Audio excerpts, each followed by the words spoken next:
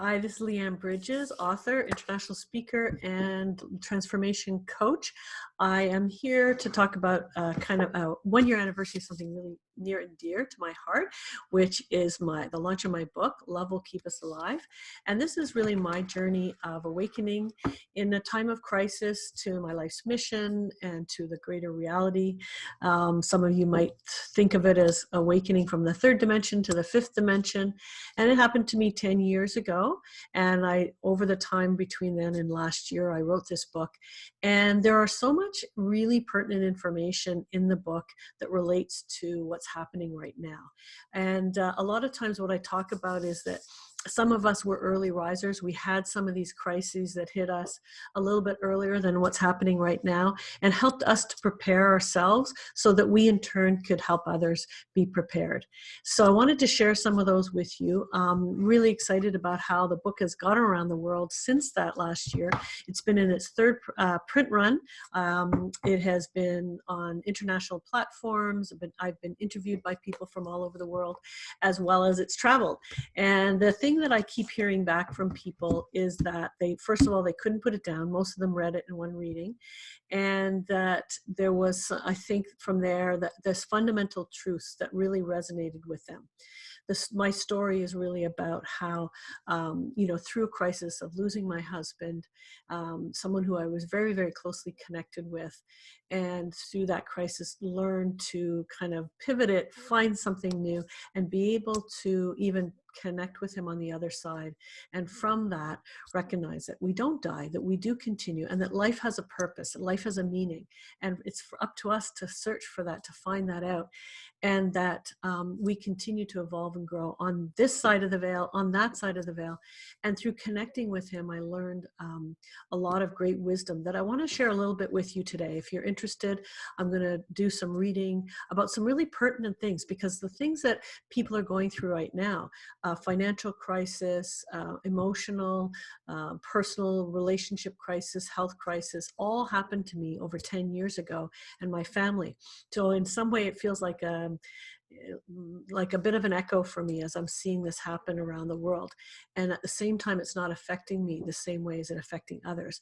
Possibly, we do have these crises, these callings in our life to wake us up. And when we do, maybe then our calling is to help others when their calling happens, right?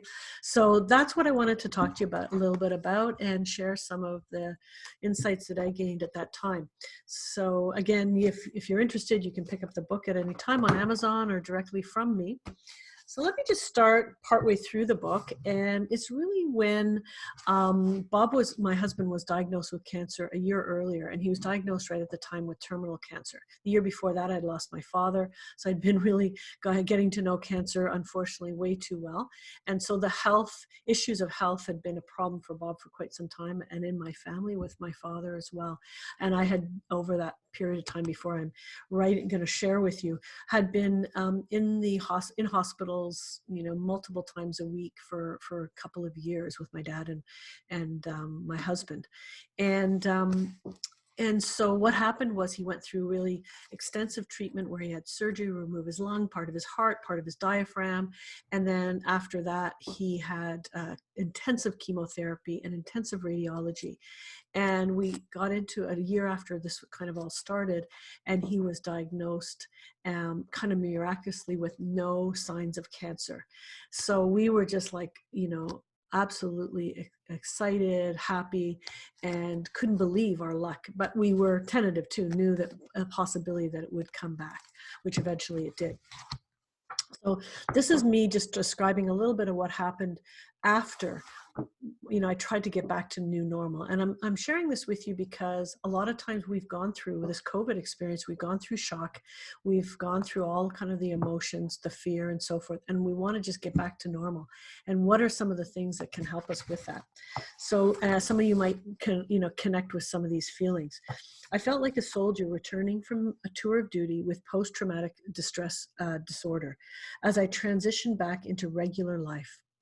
While the immediate dangers were gone, the last year's traumatic events reverberated as aftershocks in my dreams and unexpected panic attacks. Chronic stress was my new normal. I lived with the unrelenting fear of losing Bob and the exhausting job of balancing everyone else's needs, but completely neglecting my own. I was so frightened that even after hours of sleep, I was so fatigued that even after hours of sleep, I still felt tired. I was tormented by the thoughts of being sent back into my personal war zone. As I struggled to manage everything for our family, my business went into a tailspin. My consulting services were the first things to be slashed by clients during this economic uncertainty. It was the financial crash of 2007 and 8 that was still affecting me. It didn't help that I hadn't been strongly focused on my business as usual while Bob underwent treatment. My sales dropped 75% from the previous year. I had survived one crisis only to be thrown into another. Sound familiar? Lacking time and energy at this point to start anew, I decided to block out all financial worries. Each time fear bubbled up from my belly like a burning lava, I did my best to change my thoughts. Losing some money, even going bankrupt, is nothing compared to losing Bob, I thought. If he is healthy, I can get through anything. Bob was getting a little stronger each day, although he still tired easily and continued to experience intense pain where he had surgery. Nevertheless, he returned to his work as a town councillor and gradually began resuming more responsibilities at home. I was thrilled to have my husband and best friend back. The boys were delighted to come home to see their dad every day. With more time on my hands, I began reimagining what my work could actually be. I craved more passion and meaning in my day-to-day work life. Social media was gaining popularity, just starting at that time, hard to believe. Realizing these new communication avenues could help me to find a way to transition my work as a business consultant. I dove into the ins and outs of blogging, along with using Facebook, Twitter, and other platforms to build my online presence and community. These platforms were brand new at the time. I began to imagine a new business for myself, one that had at its core a commitment to making a positive difference in the world. This helped me with my post-trauma-like symptoms. I felt on fire again. Bob and I had something new and positive to talk about. We were so fed up of the endless medical discussions. Sound familiar? This gave us a way to reconnect with our shared passion for improving the world in some way while supporting one another. I felt so good. It felt so good for a change, finally. After my father had died 2 years earlier, a dear friend had given me the book Conversations with God by Neale Donald Walsch. It helped me to make sense of my first major loss in my life and to rekindle my interest in my long-shelved personal spirituality. A year later, while Bob underwent treatment, I was introduced to other transformational books. I established a spiritual book club with some of the women I'd already known some of the women I already knew as a way for me to further explore these concepts and to gain some community support. These gatherings really nourished me. Our conversations pushed the boundaries of my beliefs and made me feel whole again. I was putting cancer on the back burner of my life rather than having it define everything as it had in the past. I made dozens of new connections as word spread quickly about our spiritual book club. I had found my tribe. I remember thinking after one of these gatherings that I'd wished I could feel as inspired and full of life every day as I did after one of our meetings. I later would learn to be careful about what you wish for. So at that point in my life, and for many of us, the things that were so important was, as we were feeling to get back into normal, was to connect to some deeper passion, connect to my spirituality, to something greater than me, to my faith, and to connect with community. Those are the things that really nourished me, supported me, and helped me through getting back into a reality that I needed to help heal myself after my post-traumatic stress syndrome. So after another year, just under a year from that, Bob succumbed to the disease again and eventually passed away. And so that was obviously a huge blow to me and huge grief. And so now I'm taking to a part in the book where I talk about my grief and some of the aspects that just help me to move forward. In particular, this one. So I did try to do grief counseling and coaching groups and so forth, and I had some difficulty. But here I said, I instinctively knew that I couldn't escape from grief's soul-crushing grip, no matter how much I wanted to ease its weight. It felt like I felt certain that I had to work through my loss and pain, even if it had to be done on my own. Until Bob's death, I hadn't experienced major loss in my life besides my father. Yet somehow I always felt its insidious presence lurking around the corner, waiting for me for my turn. For as long as I held the illusion that if I were good enough, smart enough, somehow I could avoid this pain. As I mourned, I saw a similar fear reflected in the eyes of the people around me. They looked at me with compassion, but behind their empathy, I could almost hear them saying to themselves, "Thank God it's not me going through that." I assumed at some point I would ask myself, why me?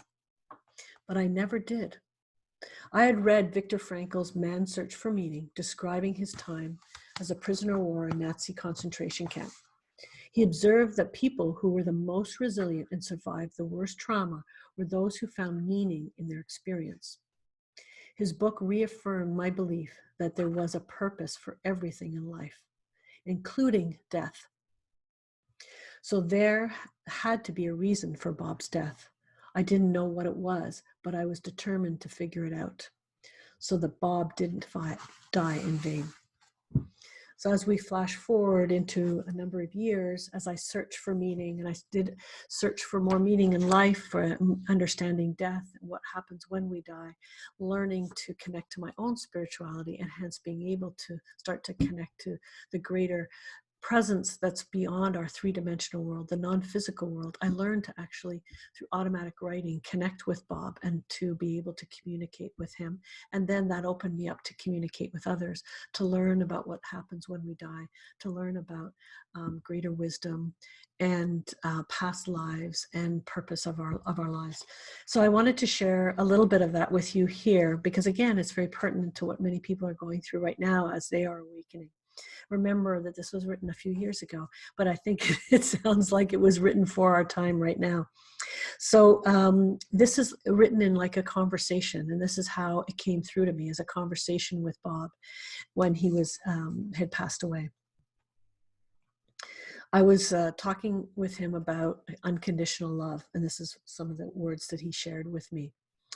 This is about seeing people as they really are, beyond their physical body and their personality, beyond their roles they play and the words they say. When all that is stripped away and we see each other as we are, as we really are at the core, we experience a connection that is sacred and enduring. You and I have that, he said to me. You thought you lost it when I died, but it was not outside you. True love resides within you and your connection to the great source of all things divine. Or rather our relationship, just served as a mirror for us to see this. This journey is about you finding your way back to yourself, to rediscover the divine love within you. I believe that's all of our journey. So I answered, so you're saying that I've been looking for love in all the wrong places? I felt like Dorothy from The Wizard of Oz, discovering that I'd never left home, or rather home had never left me. In this case, home was a metaphorical place residing within me, my connection to wisdom, inspiration, and creativity, to my soul. I had spent most of my life, especially in the years following Bob's death, seeking answers outside of myself, when all along they were right there within me. I felt a euphoric rush of clarity pulse through my being. I asked him again, if all the answers are within me, and you are part of me, and I am part of you, what was the purpose of your death? Well, that's a complex question, he answered. One person has an impact on so many lives. We are all like dominoes. We affect not only the ones around us, but hundreds, thousands, if not millions of souls down the line from us. So yes, my death was part of a larger blueprint that was planned to affect my loved ones, you, the boys, my other children, my brothers, my mother, but also numerous other ones. And he continued, this is the kind of freaky part. This is a time of great awakening on the planet. We had agreed before we were born that if we didn't awaken on our own when the shift was starting to take place, that we would need a catalyst. And if one of us were to leave, it should be me. You had a better chance of raising the boys alone. Also, it is the sacred feminine energy of compassion, acceptance, and connection that is awakening in humanity right now, soon to be, or right now. That is why so many women are the early risers, so to speak, as I mentioned earlier. As we approached the time of the great shift, it became apparent that the catalyst was needed.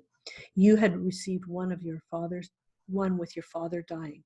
You reignited your spiritual path at that point, and you started to gather a group of women around you. You sent out a strong message of desire to the universe to go deeper and to to integrate this into your life in a more significant way. Do you remember? He asked me. Yes, I do. I remember. I was so excited and inspired when I read the books and discussed spiritual concepts with others, but all of it felt fleeting at the time. Within a few hours or days, I was right back to my regular life. I asked myself, how can I make this a bigger part of my everyday reality? I remember asking myself this. Well, that was the tipping point, Bob says. That was this asking, the predetermined call that launched a course of action for the spiritual awakening. And I think for many of us right now, what's happening on a global basis is that tipping point as well. There has been a global asking for more compassion, for more fairness, for more connection, for more health and wellness, for disclosure, for so much. And this is the tipping point for all of us. So, as I said, this was an early agreed upon. Our relationship was never bound by human laws, he continues, or physical constraints, or linear time. Our partnership is about the evolution of our souls. My illness and death occurred when they were appropriate for our mutual evolution. Our relationship represents a new kind of partnership, one that is designed to assist in spiritual growth. This kind of partnership will one day replace the traditional concepts of marriage bound by vows and obligations. Again, another big thing that's happening and shifting right now. And so he continues, I'm simplifying things a bit because my death also affected my other loved ones. Imagine a large web. What I'm describing to you is only part of the web. It is your section. But my other loved ones, like our boys, each have their own sections. They too came into the physical reality with a desire to master some life lessons. So he continues, and I won't read now, about how this affected both of my sons. And I can't believe how appropriate this was years ago written and how much it reflects who they are right now and the lessons that they needed to learn. You'll have to read this to be able to see that in more detail. But I've continued to write. All of this made a lot of sense to me. I couldn't imagine why other people would suffer needlessly because of Bob's death for a situation that only affected me. So if we are all connected, not just one who are if we are all connected, not just the ones who are physical, like me, but non-physical beings as well, is your death and my awakening part of your own ascension? I asked Bob. So I'm wondering if he's affected by this whole awakening and him helping me in his death. And he responds, bravo, you're getting this stuff. What you're saying is true for many loved ones who are non-physical at this moment, as well as other spiritual guides. So some of you out there who have loved ones who have passed on, they're all sitting with us on the sidelines. He continues, we are experiencing through you this great ascension. We just have different seats from you at the show. While you are experiencing it in a limited way through your 5 senses, we have a broader perspective, but we don't get to experience it sensually the way that you do. Either way, however, we are all expanding our individual and collective awareness. I feel honored to be experiencing it with you, he said. Me too, I responded. Thank you so much for accompanying me. If you don't mind, I would like to explore a little more about how your death was my catalyst. Were there any easier paths that I could have taken? Yes, of course. We are given many ways to fulfill our mission during our lifetime. Do you remember when I had the operation and then went through cancer treatment and we were both amazed when the doctors found no visible signs of cancer afterwards, like I read earlier? Yes, how could I forget, I said. At that point, you and I could have chosen another course for our lives. This is really important for what we're doing right now. We don't want to go back to normalcy. We want to take this opportunity to learn from this. You remember that other things were falling apart at the same time. The economy went into recession and your business took a tailspin. At this point, you started to investigate living more consciously and doing some kind of different work. You, actually both of us, were afraid of the unknown and longed for the comfort of what was familiar to us. We even said that we just wanted to go back to our old life, get back to normal. That was like hitting the snooze button on the alarm clock. Life was trying to wake us up, but we resisted. Yes, I remember that clearly, I said. That same thing happened years earlier when you had an issue with your thyroid. Bob was sick earlier than that. Are you telling me that if I had taken a different path at the time, you might still be here today? The answer to that question is not so straightforward. Again, there are many souls involved, but the simple answer is yes. There could have been an easier way for you and me. This is an important message. We can always change our fate, even at the very last moment as death approaches. That's why there are near-death experiences. While our souls repeatedly call our attention to lessons that we need to learn, they are subtle at first. But if we don't listen, the message becomes louder until we are forced to listen.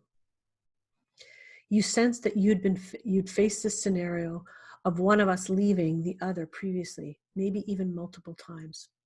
This is true, but this is the first lifetime in which you are truly mastering the lesson. Well, I guess that's good, but what is the lesson I am mastering? I asked him. That's for you to discover, but I can tell you this. Love is all there is.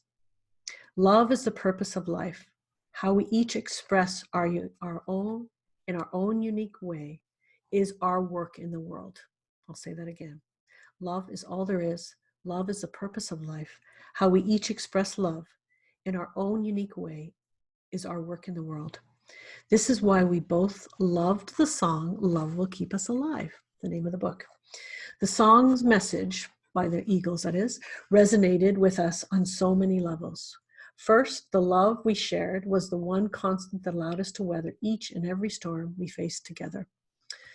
In the beginning of our relationship, we had struggled against all odds to be together. It was our unwavering love that propelled us forward. And when life's challenges beat us down, like the difficult start to our relationship and then the loss of jobs, moving to a new home, as well as the difficulties of blending families and raising children, it was our love that kept us happy and open to new solutions that will ensure we continue to thrive. Even when I became sick and died, it was our love that kept us connected and the love of our family and friends that have kept you going. Also, when we are aligned with love, we are fully alive. The idea of awakening is about living to one's full potential, living life in full bloom. Love is like the fine thread that attaches us all together. Again, I'm referring to unconditional love. As we move away from the world of separateness, we are moving towards oneness. That's what this whole Great Awakening is about. People are beginning to understand that all humans, living beings, and even what we perceive as inanimate objects are part of the one grand tapestry. We are moving into an age when humans consciously see themselves as part of this tapestry. While each square has its unique place and design, beautiful on its own, it's part of a much larger collective, which, when seen as a whole, is much more spectacular than any one piece. Binding all the pieces are threads of love. When we see ourselves as a separate section rather than as an important part of this magnificent tapestry, we are not living to our full potential. More people are awakening to this larger picture. They're beginning to see themselves as an essential part of the overall tapestry. The key to moving from the perspective of an individual section to the perspective of the tapestry is unconditional love and surrender. It's realizing this greater connection and feeling this loving oneness that gives us true acceptance, courage, and strength, as well as access of unlimited wisdom. However, it all starts with unconditional self-love. That has been your journey. He's talking to me. That has been your journey. Learning to love ourselves is what will keep us all alive. So I thought I'd just share a few of those with us. I can't think of a more appropriate time right now. Some of those messages of love, of unconditional love, of community, of living your passion, of living your life's mission, of understanding that death is not the end, that there's a purpose for each one of ours death that has like a web that connects us all, and each of us can spring forward from the loss of a loved one, connect to them, understand what the purpose is of that for ourselves, and realize that they're still part of all of our lives and part of cheering us on, helping us along, and experiencing this wonderful great awakening that's happening on the planet right now. I hope you enjoyed that. If you have any questions, please don't hesitate to reach out to me. And if you would like to buy this book, it is on Amazon under my name and under the name of the book, and or reach out to me and I'd love to bring it to you. Have a wonderful day. Thank you so much. Namaste.